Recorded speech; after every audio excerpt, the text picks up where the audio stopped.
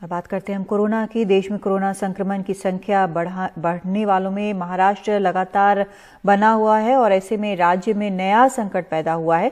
अस्पतालों में जरूरी चिकित्सा सामान जैसे दवा, पीपीई मास्क मुहैया कराने वाली करीब 100 सप्लायरों वाली राज्य की बड़ी संस्था all India food and drugs licence holders foundation ने अपनी सप्लाई पर रोक लगा दी है।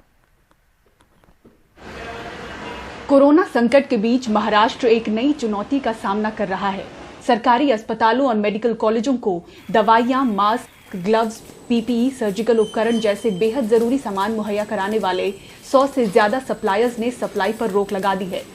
All India food and drug licence holders foundation के सदस्यों का आरोप है कि महाराष्ट्र के सरकारी अस्पतालों में दवाओं और उपकरणों की खरीद का प्रबंधन करने वाले हैफकिन इंस्टीट्यूट ने उनके पैसे नहीं दिए हैं।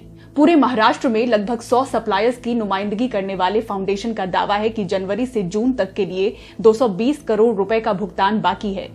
फाउंडेशन के सदस्यों ने पहले भूख हड़ताल पर बैठने की योजना बनाई थी। अनुमति नहीं मिलने के बाद उन्होंने सप्लाई पूरी तरह से बंद करने का फैसला किया।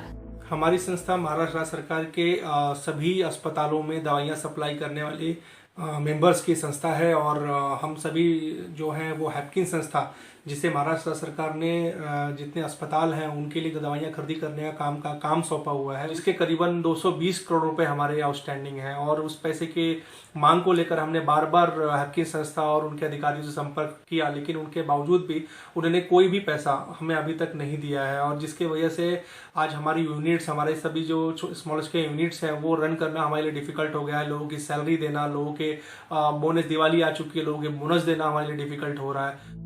टेंडर एग्रीमेंट और भुगतान की मांग की अर्जियों की कॉपी दिखाते हुए सप्लायर कहते हैं कि कोरोना में जोखिम उठाकर उन्होंने सरकार को सामान मुहैया कराए। अब इनकी दिवाली काली हो गई है। We are in the mid of Deepavali festival and there are huge expenditures. Diwali है और हमें इस दौरान बहुत खर्चे करने पड़ते हैं। वर्कर्स और स्टाफ को बोनस, गिफ्ट्स, सैलरी साथ देनी पड़ती है। साथ ही हमारे क्रेडिटर्स भी पैसे मांग रहे हैं। And also our creditors are asking for the payments. Indian medical association Maharashtra ने सरकारी अस्पतालों में जरूरी दवाइयों की सप्लाई रुकने को गरीब मरीजों के लिए चिंताजनक बताया है।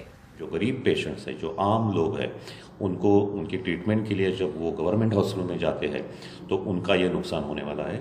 दूसरी बात यह है कि डॉक्टर्स मौजूद है, डॉक्टर्स पेशेंट को देख रहे हैं, लेकिन उनके पास दवाइयाँ नहीं होने की वजह से ये दवाइयाँ पेशेंट्स को उनको खरीदने को लाने को बोलना पड़ेगा और हो सकता है इस वजह से काफ़ी उलझनें पैदा हो सकती है और ये भी हो सकता है कि पेशेंट की जान बचाने के लिए डॉक्टर के पास ज्ञान है, वो ट्रीटमेंट कर रहा है, लेकिन दवाई नहीं होने की वजह से पेशेंट्स की जान जा सकती है।